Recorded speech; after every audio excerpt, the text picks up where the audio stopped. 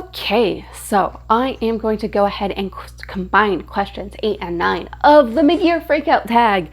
This is a series where I'm dedicating a single video to each question on the mid-year freakout tag, and this is for questions 8 and 9. So question 8 is, what is the worst book you've read so far in 2025? And thankfully, I've read mostly pretty good books in 2025. Or I guess if they were bad, I just stopped reading them. So I have very slim pickings whenever I'm looking at like worst book that I read.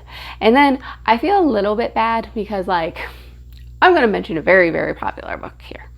Okay. And like,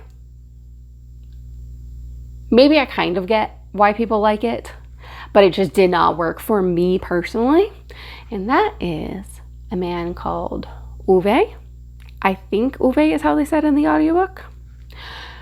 This book surprised me a lot because whenever you hear people talk about the book, I was expecting the movie Up, okay? I'm expecting a grouchy old man.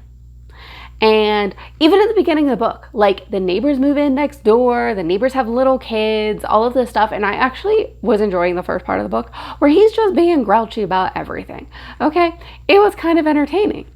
But then I did not realize the entire plot of the book is this grouchy old man trying to kill himself repeatedly, and he keeps getting interrupted by his pesky neighbors. And isn't it so funny that he keeps getting interrupted while he's trying to kill himself? This book does not take this topic seriously. It is a very lighthearted tone, a very like amusing tone throughout the book. Anytime I've ever heard people talk about this book, I did not know that this was the topic of the book. I had no idea, so I was completely blindsided to what this book was actually about. And then I kind of hate the ending, so I am going to spoil the ending. I will have spoilers on the screen so you can skip. I'll have timestamps too. He decides by the end of the book that he does have something to live for and he doesn't actually want to die. Which of course is the entire point of the book, except by the end of the book he does die. And then we get this like really nice scene where all of the people come to his funeral and talk about how great he was and how much he helped them and how much he was a backbone of the community. So he gets what he wants in the end anyway. But you know, he just learned that he didn't actually want to kill himself. I don't understand why this book is so popular, okay? I don't get it. Oh my gosh, okay? It's fine. I am just so surprised, okay? I think I might have taken the book better if I knew what I was getting into going into it. I had no idea what I was getting into, and I was not in the mood for that, and I was not having it. So I also read it for book club. And everyone loved it, and I was the only one who didn't. So maybe I just don't like popular books. Moving on to question number 9 is, what is your biggest disappointment of the year so far? Now, disappointment is a very different question than like worst book, because disappointments might still be good books. I just had higher expectations of them, and I was let down. And I have a few on this list. I am going to start with Atmosphere. Which, okay, maybe this is another case of I just don't like popular books. I'll admit, the hype train got me. I've not read anything else by Jenkins Reid, but one of my coworkers, like, this is the book she was looking forward to the most this year. She was so excited about it, and I kind of caught the hype from her, and it sounds interesting. It is a story about the first women astronauts during the space race. It's set in the late 70s, early 80s. And also she falls in love with one of her fellow astronaut candidates. And so it's like lesbian astronauts in space race, 1980s. How can you take a book that has so many interesting things about it and make it boring? Because this book is just boring, okay? Also, I got like 50 pages in, and then I started critiquing the writing of the book. And if I'm starting to critique the writing of the book, that means I'm not enjoying it very much. I am going to finish this one because I want to talk about it with my coworker, and my coworker's already finished it, so I need to hurry up and finish this one. But I caught the hype and I was disappointed. I don't think it's a bad book, okay? I'm not saying that like I disliked it. I'm just let down. Another one, maybe I like it more, but also I didn't finish Atmosphere, so I can't really say. I think this is a decent book. I think it is overall fine, but I don't have strong feelings about it either way, I guess. It is And They Were Roommates. I was looking forward to this one. It has such a cool premise. It is about this teenager, and maybe that's problem number one, who goes to boarding school.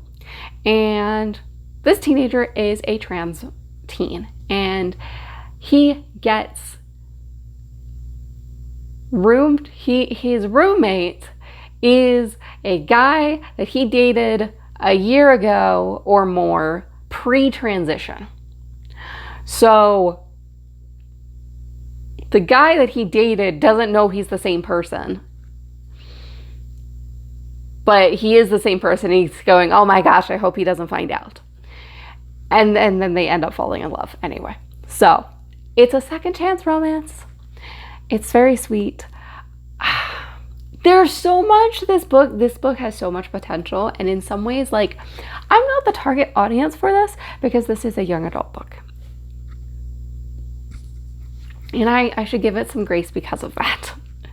This book is also a book that is like very humorous, and I felt like to the point of coming up with things that just did not seem realistic to me. There was a lot of like the super strict rules of the boarding school that just didn't seem realistic. There was just so much about like the setup and the premise of the story that I felt like they were doing it because it made it amusing or funny or whatever. It is also like Valentine Academy, so like so much in this school is like surrounding love or has puns about love in it. And there's even this whole like side plot where they are like writing love letters to, they like have this business where they will write love letters for other students in the academy. It was entertaining. I enjoyed it. It was a good time in the end, but I was hoping this was going to be a book that, you know, I was screaming about how good it is, and unfortunately I was a little disappointed by it. Also, I'm just gonna say second chance romance in a young adult book is a little bit hard to pull off because there's a short amount of time between the time that they broke up and the time they get back together. Whereas like second chance romance in adult books, your protagonists are often older and there's a lot larger window between the time that they broke up and the time that they got back together, and they could be like they've changed a lot in life, in their perspectives, in their goals, in who they are as people. Whereas like a YA book, they're mostly just the same people. So, and most of the reason they broke up was a misunderstanding anyway. So there's potential here. It could have been fun. It still was fun. I was just hoping for more. I also found the love interest kind of obnoxious and not all that likable, which also made the story harder to like, unfortunately. And my final book on my disappointing list is Roadside Picnic. Now this was a book I read for Never Read, which is a book club I'm hosting in my Discord where we are reading science fiction and fantasy books from around the world. Roadside Picnic, it has so many good ideas. It really has so many good ideas. I just didn't connect with the writing, with the characters, with like the book in general. I found it a little bit of a slog to get through, but I'm like, there's so many cool ideas here. And that's why this one was disappointing. Honestly, it doesn't stick out in my head very much either way, positive or negative. I've mostly just, in some ways it's forgettable. And maybe that's the worst sin. Is like, I had so much hope going into this one, and then it is not one that has stuck with me. So if you've read these, let me know in the comments. Especially let me know if I'm wrong, because I don't want to discourage other people from reading books that they would love, and I know there's an audience for every single one of these books out there. So chat with me in the comments below about either your most disappointing reads or any of these, and I'll see you in the next video.